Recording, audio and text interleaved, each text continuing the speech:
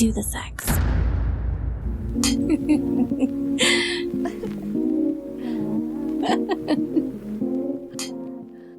Today's Locker Room Talkin' Shots topic is bisexual revelations and does body count matter?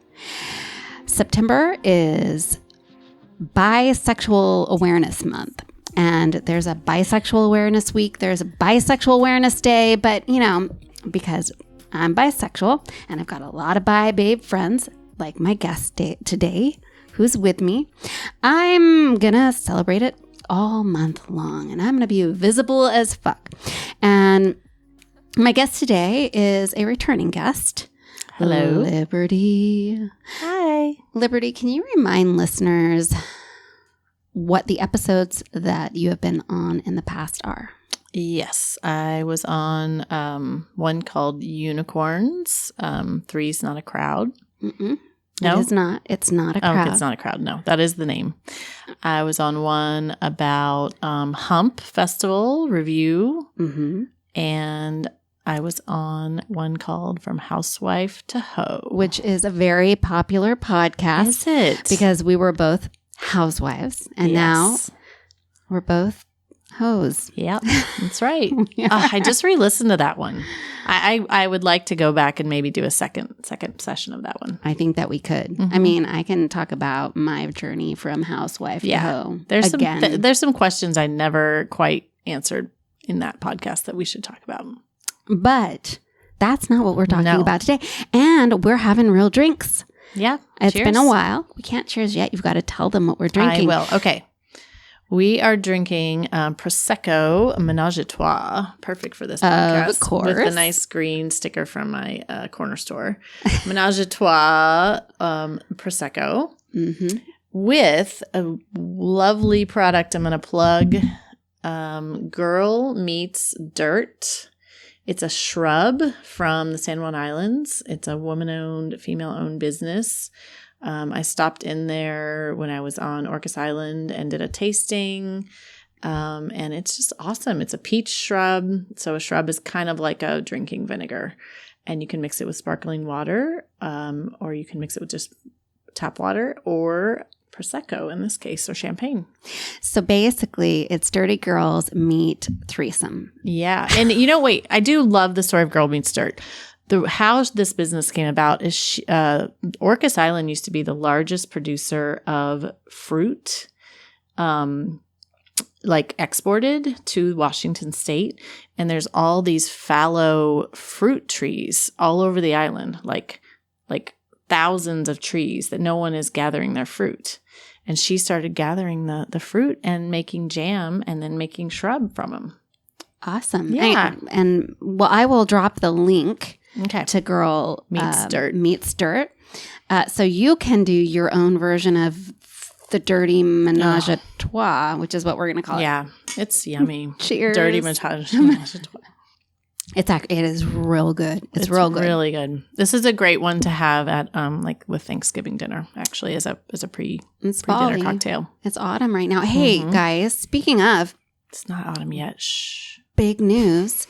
I am now taking your questions via voicemail. If you scroll down to the description of this podcast, you're going to find a link where you guys can leave me a voicemail with your questions, thoughts, advice that you want. I will base a podcast on it, or I'll just answer, or I will recruit a professional to interview to answer your questions. And all you have to do is click on that link, leave your little voicemail. Yay. And I guess they could ask me questions too, and then I can come back. Yes. Ask us, because we're going to talk about a lot of shit today. And we're going to, let's dive in, because I know, y'all know, Liberty and I are friends.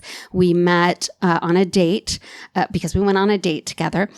Liberty and I have not had sex, just to let you guys know, but we have had sex with the same couples. We've kissed. Yes, we have kissed. Is that okay to say? Yeah. We have kissed. Liberty and I have kissed. She's a good kisser. And we banged the same couple. You just go listen to that unicorn episode. It's pretty amazing. Is that the only people we have in common? I don't think so. Probably not. I don't think so. Yeah. Okay. Nope. Another episode. Another episode. Maybe we'll figure it out. But we're both bisexual, obviously. And we have had quite the year of experiences. And because it's Bi Visibility Month, I think we want to review and reveal the things that we've learned being bi and on our journey. Yeah. Both of us, right, have partners who are men. Yes. And we love those partners very much. We love the cock. And all their parts. Yeah. We love all of them. I like to say the cock, but it's because I like the male energy. I do like it. I also like the cock. I'm not going to lie. No. It's a good part. It is. Of the deal. Yeah. But we also, we're bisexual. So I want to give you a chance to launch into what is this year so far. If you've had a revelation about being bisexual and on your journey, what would you say it's been? Oh my gosh. I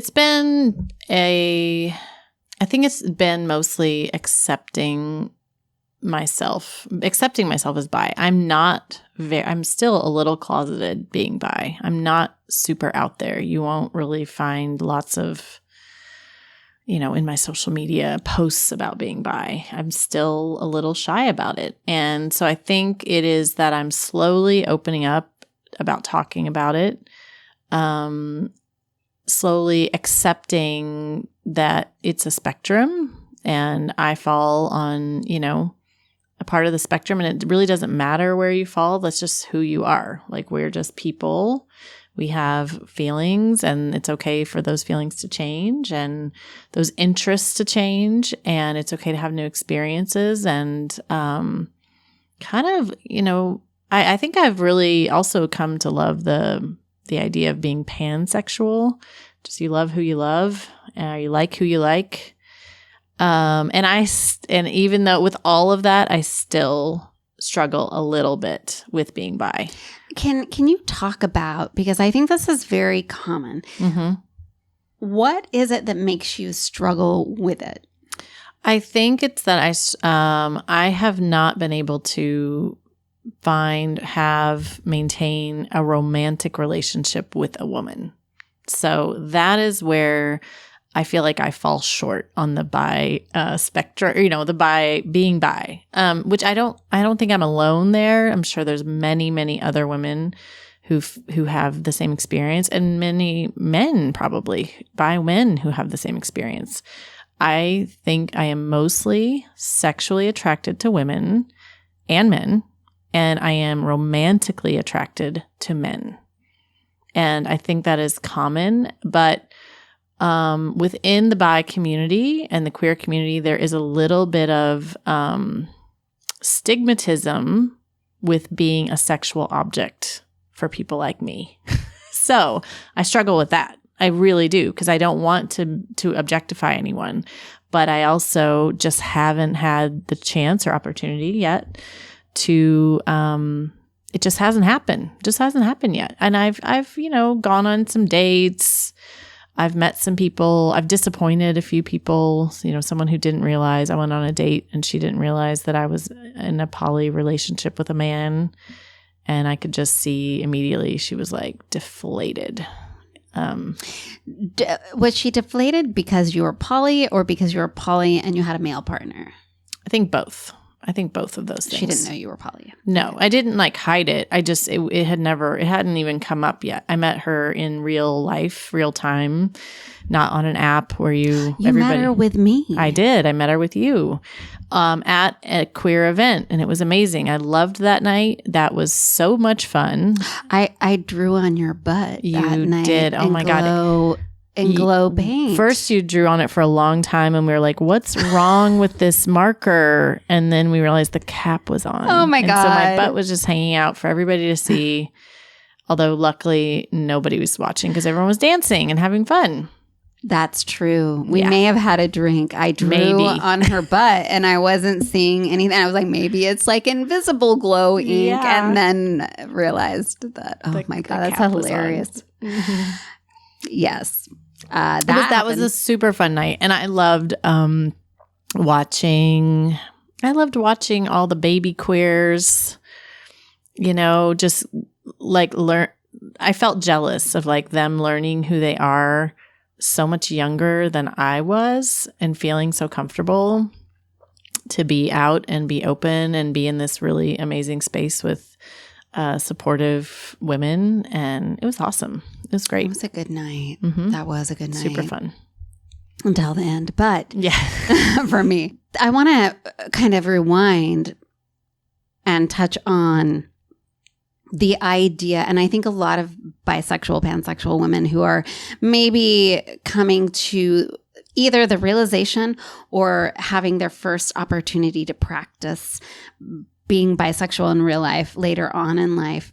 And maybe this is true for younger bisexual women too, but I recognize this with older bisexual women more who have been maybe in heterosexual facing relationships and then have gotten out. And then they're like, okay, now I want to try dating women.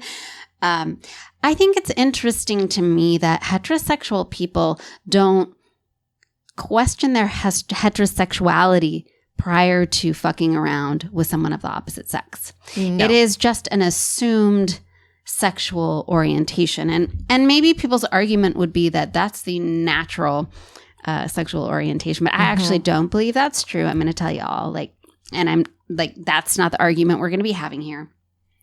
But I have found oftentimes I hear women saying that, questioning whether they're bi or whether they belong in the queer community because they haven't yet, I've kissed some girls, or maybe in college I drunkenly had sex with one woman and I know I find women attractive, but I haven't and it's like, is there a number of women you feel you have to bang to be granted that you are queer? Right. I know. Fine, yeah. Yeah. It's kind of crazy to me. It is. Because if you think about the opposite in the heterosexual world, and this is a great place to tie in the whole body count conversation that's going on. Think about the opposite in the heterosexual world. Right. The more men a woman bangs, the more everyone's like, her body count is too high. It's not like, oh, she's banged like 50 dudes. She is super heterosexual, man. She gets the fucking gold medal of heterosexuality because she just banged 50 dudes. It's like, it's like the more men you bang as a heterosexual woman, the less value there is to you as a heterosexual woman. Yet in our case, as a bisexual woman, if you haven't had more women, then you are more likely, your identity is more likely to be questioned by the queer and specifically lesbian community. Yeah, this is true. And I mean, how fucked up is that? It's pretty fucked up. And so you kind of are validating some of my feelings by saying, okay, there are some people who would question from the lesbian community who might question, well, how gay are you? Are you gay enough? Or I don't know. What is gay enough? I know. What is gay enough? Don't know. I don't know.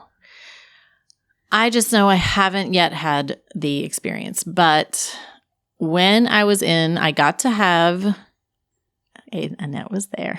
I got to have a lot of fun in a space in the spring where I did feel completely comfortable just being who I am. And part of that was being bisexual, and part of that was, hooking up with some women, and it felt great. And it was great because there were no questions. There was no worry about we were just who we are, and it was so much fun. It was great. Let's be clear. I was there, but I wasn't there. Yes. I was in the house, but I wasn't in the room. And it was super fun. And it was, kind of a surprise. I mean, one of them was someone you guys heard me talk about on the Threesome podcast. Go back and listen. Yeah. So one of the women who was from the second couple I talk about on that podcast came to this retreat that Annette and I were part of. And I hadn't seen her in a year and a half because I had kind of cut it off because of her boyfriend who was jealous. But she came by herself, and it was just like it was when we first met. I mean, we're very affectionate, and she makes me feel good, and I make her feel good, and it was fun for the most part. Wait, you had a threesome, didn't you? Oh yeah, that too. Yeah, we had a threesome with another woman. So, folks, how many women does she have to bang to be clear? I know. And that was totally led by, I'll call her Salem because that's where she's from. It was led by Salem. Salem led the threesome with Beaverton. Oh my God, you had a threesome with Beaverton and Salem, and as Portland, I feel like a failure. Oh yeah. I don't know. Yeah, that's Portland, Salem, and Beaverton had a threesome, right, and that's weird. Keep Portland weird. Cheers to that. All right. So, it was great. It was super fun, and I really let go of all my inhibitions, and just did it. And it was totally. I'm blaming Salem. It was totally her doing, or that threesome would not have happened without her. She led a lot of the sexual energy over the weekend. I mean, she was like oozing it. So yes, she was. Yeah. So I want to bring this around. Liberty is definitely queer. Okay. Yeah. We established that at our closing circle. Yes. Of the bisexual women's retreat weekend. Right. Which we will be having another one soon. I haven't had anything since then. Oh, I mean, I had that date, but that didn't go so well. But you haven't had anything since then except for the date that didn't go well. She was very into you. And if you hadn't been poly and if you hadn't had a dick in your life, then you definitely would probably be dating her right now. Probably. Yeah. You probably would have had sex with her. Yes, probably. Right. Yeah. But no, it was, I've never had that experience where you see someone deflate in front of your eyes. It's not a good feeling. Uh-huh. I mean, I'm not saying she was brokenhearted, but just well, now what?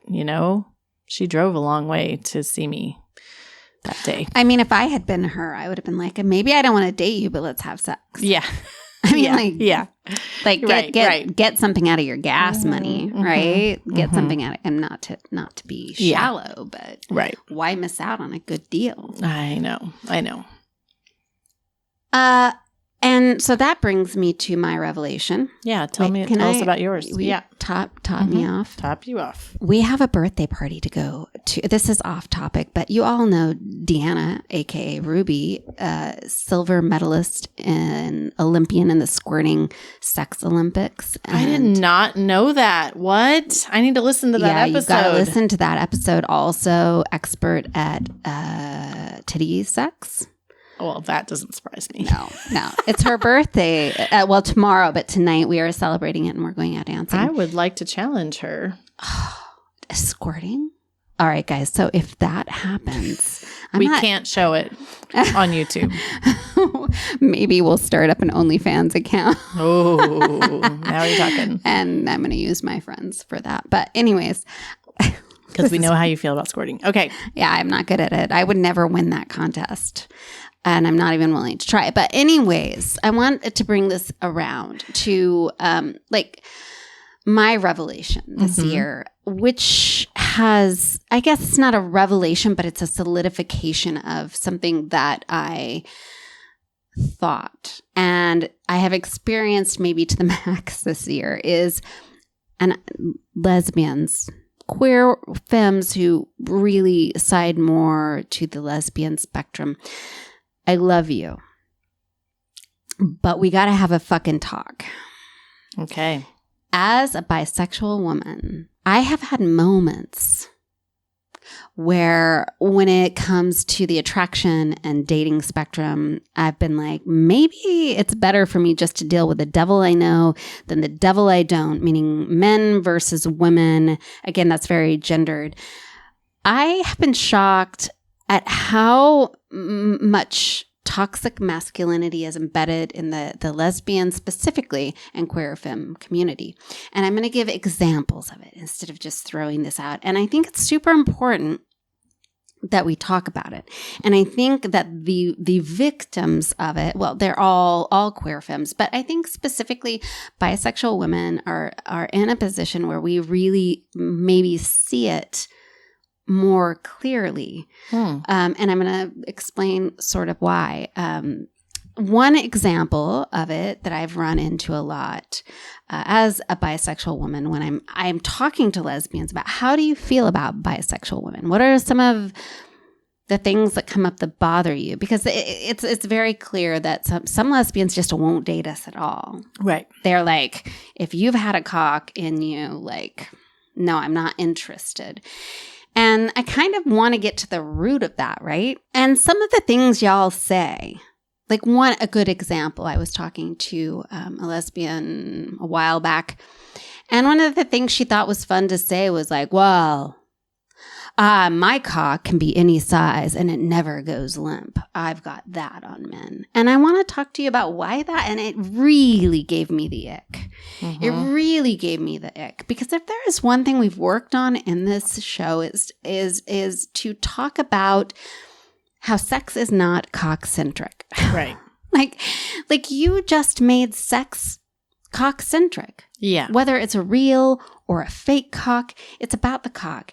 And I think that's rooted in toxic masculinity and the patriarchy and the idea that arousal and sexual satisfaction comes from the cock. Yeah, right. And it doesn't at all. I mean, that's exactly what it is. And not only that, you're like competing now with men. Like, I've got a bigger cock than you. Yeah, you don't have to compete. Like, you don't have to, right? That's the point here. Right. Yeah, it is. yeah. And for us, we're just like, I don't like care. I'm not with you for a cock. Like, I'm with you because I'm attracted to you and because I know we can have sex that's fulfilling regardless of whether you strap it on or you use your fingers or your mouth or toys or whatever. So that's just one example of it. Another example, especially I think in the poly community, is I was talking to another lesbian and I was asking her, she was poly, and she made a comment about a woman she was attracted to, but she said, well, she is already seeing multiple people, and I know that she's seeing more than one guy, and I don't want to see a woman who's seeing more than one man. And I said, well, if she was seeing two other women, would you care? And she said, no. Now, that wouldn't bother me, but if she's like, yuck, if she's with like two guys, that's disgusting. And this comes back to the body count shit. Yeah, yeah. And like, generally speaking, when I think about the topic, and look, if you aren't on TikTok, maybe you're missing out on this, but probably not. We need to clarify what that means. Body count is this big issue that has come, and it's not just on TikTok. I think that we just haven't called that in the rest, in our other life outside of social media. Men who think that women who have been with more than, I don't even know what their okay number is. Let's say it's 5. More than just a couple men, the higher their body count is, the less their worth is. Like, you don't want to be with a woman who has a high body count, right? That's what some of the TikToks are about. Yeah, all the men. Okay. All the men who are on that train. But it's not just the men. Here's what I'm telling you. The body count issue isn't just a dude thing. Right. Queer femme women, lesbians, also feel that a woman, a bisexual woman, who has been with too many or has too many men in her life is problematic. Right. Like, if they're poly, they don't mind a woman having like many other women in her life. But if there's more than one cock in the picture, she's nasty. She's bad. It's the same fucking bullshit. Yes, it is. That's wrong. Yeah, it's absolutely wrong. It's, another thing that I've experienced as a bi woman, sort of trying to find my way in the queer femme community, is just the way, the ick factor they'll get when they know, I have a male partner. Mm-hmm. The idea that I interact with a penis and I interact with what comes out of a penis. Suddenly I'm a dirty person. It is the exact same shit as the body count thing coming from, toxic, dangerous beta men who think they're alphas. Yeah, right. And it's just as damaging to me as a woman, but yet it's not held to the same scrutiny. Right. It's not held to the same scrutiny, and it makes me feel just as fucking bad. Yeah. That's fucked up. And that is, I guess, has been one of my big revelations in this year, trying to find my place, as I think I always am, and you always are, and a lot of our most beloved people are in the queer community. I think that bisexual women, pansexual women, anybody who's open to the array of genders. I am very much open to, I think all genders are sexy and interesting and bring something amazing to the table. And I think that we all end up facing these kinds of things. I also feel like the idea that cocks are gross in the queer femme community is transphobic. Interesting. Yeah. Trans women. Right. Have. Yeah. May or may not have penises or enlarged clits. Yeah. Or lady dicks or whatever. Yeah. But it's the same deal, right? Yeah. We're shaming a body part. Right. We're equating the worth of a person to a body part. Right. That's, yeah. And I think it's easy to fall into a comedic trap, sort of about that, but it's not funny. I mean, it's not. It's really every body has value and worth, and it doesn't matter who they've been with or how many times. What's our message for the bisexual women out there, going through this? You have to find your people because it's a rough world. It is a rough world. I mean, Liberty and I were sitting and talking before we started this podcast. And I mean, one thing that has been crucial for my mental health, my physical health, has been finding a community where I feel I can be truly myself, where I have secure relationships. Yeah. And where nobody is going to shame me for the stuff I bring to the table. Yeah. And I think that's ultimately what I want in my relationships is currently I'm in a poly relationship. My partner is completely fine and open with me being with a woman or with another man. And there's no, as long as our relationship remains kind and compassionate and loving and honest and all of that, then we don't have an issue. Sometimes I wonder if down the road I'm going to decide I want to be in something more monogamous, but I'm always going to be bisexual. Yeah. And I know you have faced this a lot in the last couple of years. I'm always going to be bisexual. So there's always going to be, and that's where I do just sort of look at, if I were to be in the monogamous relationship with a man or with a woman, but I still have that little itch sometimes. It's I want that to be able to be something we can be open about and talk about on an as needed basis. I think there's something I think the struggle for me is when I'm out as a bisexual woman, when I'm in my community, and I have learned also that my community that I fit into, something I'm really settling into is a community of bisexual women. Yeah. Really made up of bisexual women that I can turn to, that can understand. I mean, regardless of who I'm in a relationship with, right? When I say community, it does this does not exclude my partner as a man, or if I were to be with a woman who was a lesbian, exclude that partner. But when I say my community, I mean the people I turn to who really can understand my experience. It's strongly seated in bisexual woman people. Yes. Yeah. And it is crucial to me so that whether I am monogamous or poly, and over the course of my life, I've kind of shifted in and out of those relationship styles.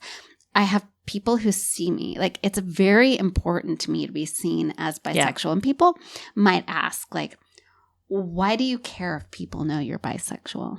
Right. What is your answer to that? My answer would always be that any time I'm visible or just like this, being on a podcast, storytelling, is that if there's someone out there struggling and they identify with our story and it's helped them in some way, then that's a good thing. So if by announcing, showing up as bisexual publicly is helpful to someone else to show up as themselves, their authentic selves, then that is a good thing. And that is why it is important to show up. Yeah. And I know we all know no one necessarily needs to show up as heterosexual. We're here for the other people. We're here for the people that don't have necessarily a community or place to turn, who aren't feeling like they fit in. And I wish I had this when I was in college or high school. I definitely did not want anyone to know that I might be bisexual. Definitely. I was terrified of it. I had a roommate that was a little snaky with me. I mean, she was one of my best friends, but she liked to mess around. But I was terrified that she would turn on me and make it be my fault. I'm the one that's weird. I'm the one that wanted it. And it wasn't a good feeling, not at all. And I think that when you aren't seen, you can go to some really dark places. Yes, that is so true. When you feel like there's no one else.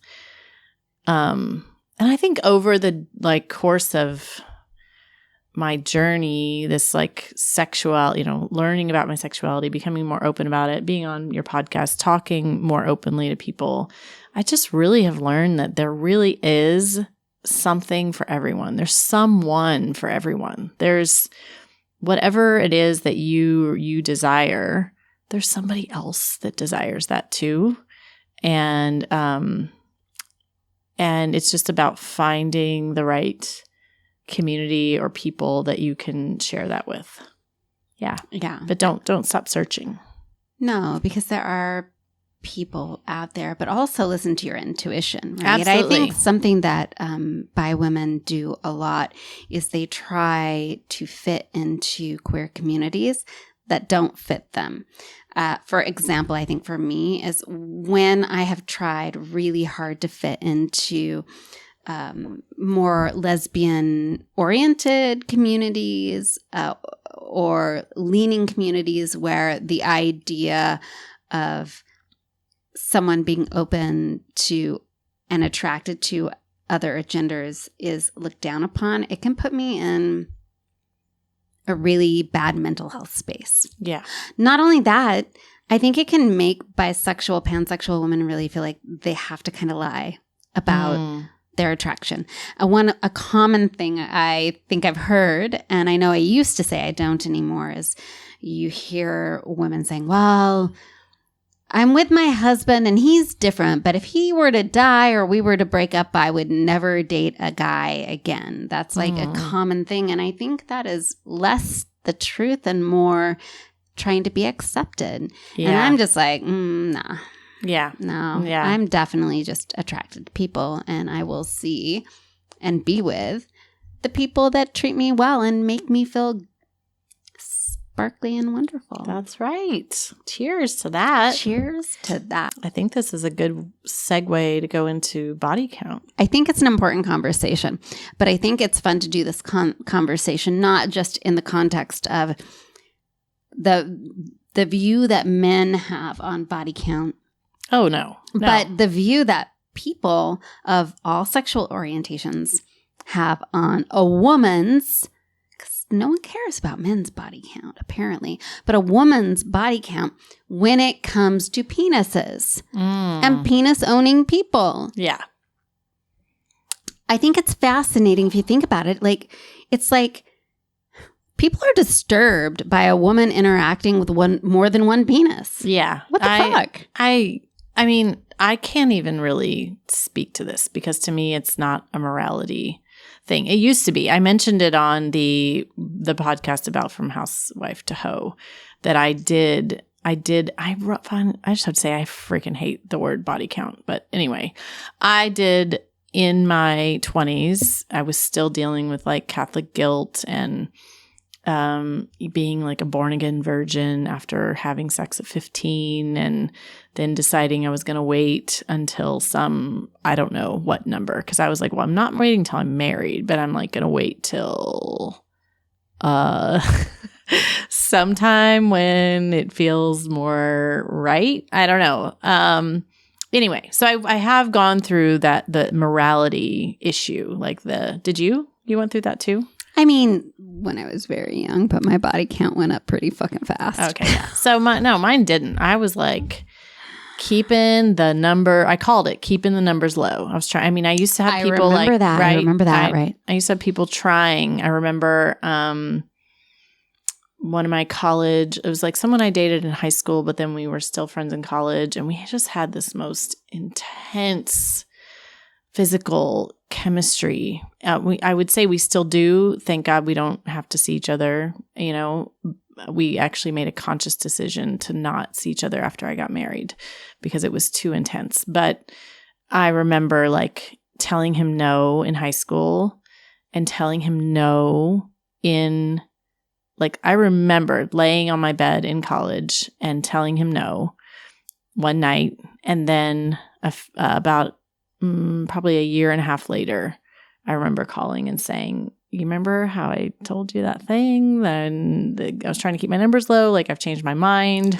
Can we we just need to make this happen. Like, it needs to happen. And it was amazing. It was great. I'm like, what have I been waiting for? I've known you since I was 17. I'm 22 now. Like, we could have been doing this for 5 years. Like, what am I doing? So let's do this. The pros of having a high body count. Because I think there are pros. Oh, yeah. I have a great analogy. Can I tell you my analogy? I like yes. Okay. So my analogy is there's a difference between going on a vacation and being a traveler. Okay? A vacation is like you go to like an all-inclusive resort in whatever, Baja or something, in Cabo. But traveling is experiences. Traveling is you're having new experiences. Does it mean that those experiences are like a relaxing resort where you get fed all your meals and you have cocktails every day? No, it's not that. But so my analogy is that when you have more experiences, you learn more. Travelers learn more about the world than someone who goes to an all-inclusive resort. You're not really getting to know the city you're in. You're not getting to know the country. When you have sex with lots of people, you get to know different things. You get to know what some people find normal that you were worried about, that you thought maybe was weird. And you find out, oh, like 10 other people have this same kink. That I do. You also learn what pleases you, how to have orgasms. Yeah, about you. You learn about yourself. Yes. Yeah. I mean, a higher body count, can you do it with one person? Maybe. That's what, yeah. I had a conversation with my housemate before I left the house, and I was saying, like, if you have that initial experience and it's really awesome, it usually gets better over time. Yeah, but you won't know if you like threesomes. You won't know if you like two dicks at once. You won't know if you like, things that they aren't willing. Someone always has something they're not willing to do. Mm-hmm. Like, you cannot learn those things. And I mean, absolutely. If you have a partner that's willing to do sexy adventures with you that includes other people or includes going to like munches or like tastings where you try other things, then yeah, I suppose. Mm-hmm. Right. Let's be honest. You can't. you don't know the difference between sex with a woman and a man if you're only having sex with one person. You really don't. Although in the context of body count, I don't know that they include women. I feel like usually it's just like how many men has she I think been we with? just need to break that whole idea down and say, listen, this is what it is. Body count is everybody. It's everybody. It's everybody that you have had sexual relations with, whether or not. And of course, I used to like have, if there was no like penis inserted in the vagina, it didn't count. Well, yes, it does. God, did you have? I used to have friends that only had anal sex, which is because insane. they didn't want it to count. Yes. That is the most fucked up thing. That is so fucked up. That was long before I ever had anal sex. That is still a thing. It blows my mind. I feel like anal sex is next level, like body count.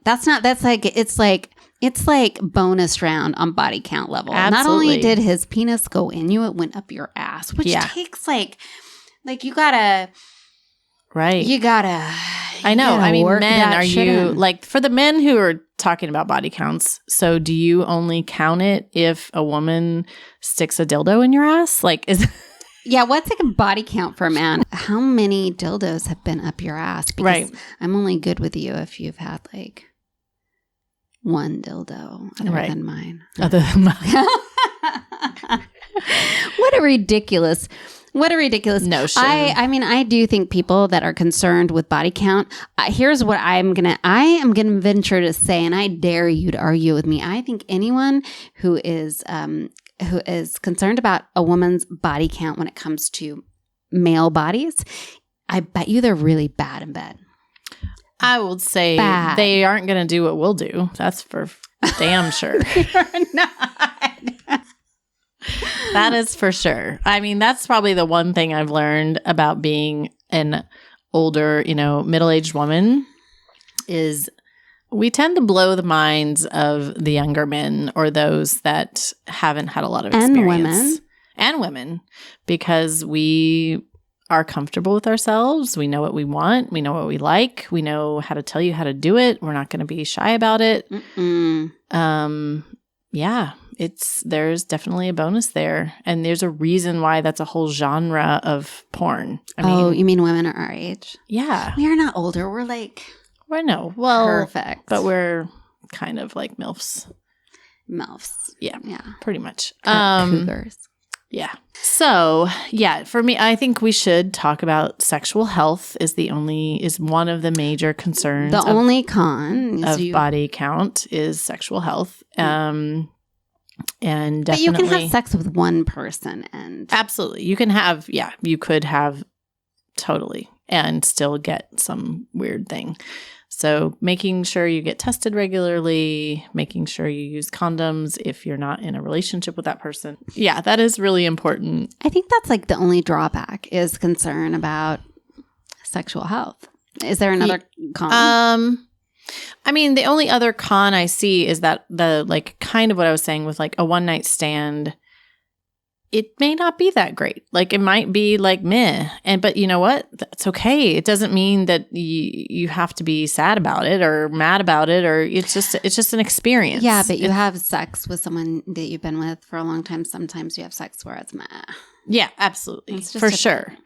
I have very few regrets in my life as far as people I have had sex with. I only have 2 regrets. I was about to say one of them I see at Pickathon every year, and I always avoid eye contact. And his wife is really hot, but I just can't make eye contact with him. I walk away, I run away, I turn away, because it was a situation where it was the worst kiss I've ever had in my entire life. But could you hit on his wife? I probably could. I've seen her on his profile. But that night I ended up just like letting him fuck me from behind so I didn't have to kiss him.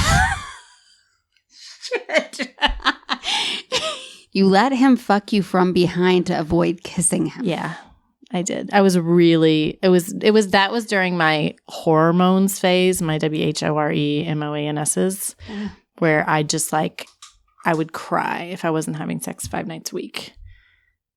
It was desperate times. Desperate times. I was like absolutely, I had like testosterone flowing through my body. Oh, that's awesome. Yeah. It was a little, looking back, I see, so there the body count was way high. And I see a little bit of, some friends were concerned about me. All right. So sometimes body count can be a result of hormones. Yes. But, and maybe you'll have some regrets. But I would argue that keeping your body count low because you're worried about what other people think, you could have regrets. Yeah. For the people you didn't hit it with because of that. Absolutely. Regrets can happen either way. Like I did with that person from high school and college. I'm like, why did it take us 5 years? It's dumb. Look, I'm not saying be a whore. I'm not like pushing people to be whores. That is not even a word. Okay. It's not in the bad sense of the word. Whore can be a good word. Yeah. Anyway, yeah, there's no moral reason. And I'm sorry for all of you dealing with the purity culture or religious stuff that plays into how you feel about it, because it can really mess with your head. But yeah, body count is a result of toxic masculinity. It can be found in the queer community, queer femme community. It can be found in the heterosexual community. And I think people that are obsessed with that either are like obsessed with cocks, like men who are afraid of they're insecure about themselves, right? For sure, 100%. But apparently lesbians are insecure about cocks too, and queer femmes. It's people who are obsessed with the penis in a way that's not good. Like you can be obsessed with penises in a good way. You can be like, I'd like a little cock.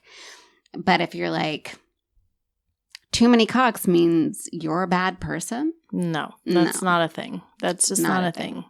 No, have fun. Go out, have fun, have experiences. If you find a good one, hang on to it. If you find someone you want to be in partnership for and it's like okay, but not great, just be honest about it. Like work on it. Sometimes the more you do, the better it gets. Don't look at them and say, your cock is okay. No. I mean, my relationship, my poly relationship I'm in, it wasn't amazing at first. It was fine. I was a little concerned. If he hears this, he's going to be like, what? Sorry. I was a little concerned, but it got better and better and better and better over time. And now it is like, damn. Amazing. I love it. Bad cock can become good cock. And not that his cock was bad, but maybe okay cock can become amazing. Yeah. And it's not just about the cock. It's about the toys and the fingers and the tongue and all that stuff. Mm-hmm. Yeah. All right. I feel like we have covered our bi revelations. Yeah. I feel like we have covered body count. Yes. And now we need to go to a birthday. Yep, we're going to a birthday and I'm out of my drink. So cheers. Cheers. Good night, everyone. If you have questions, comments, now you know that you can send me a voicemail. If you want to find me, hopefully you know where to find me by now. Locker Room Talking Shots on Instagram, Facebook. She Explores Life on both of them. You can join me on my personal Instagram, Being Benedetti. YouTube. You can come and see the two of us talking. Yeah. You can join us. You can see our faces. Face to face. Annette Benedetti. We look really cute tonight. I'm feeling good about myself. I am too. Feeling really good about myself. Yes. Cheers. So check us out there and subscribe to my XXX. Okay. All right. But we got to go. And hey, happy Bi Visibility Month. Happy Bi Visibility Month. Cheers. All right, cheers. Until next time, I'll see you in the locker room, folks.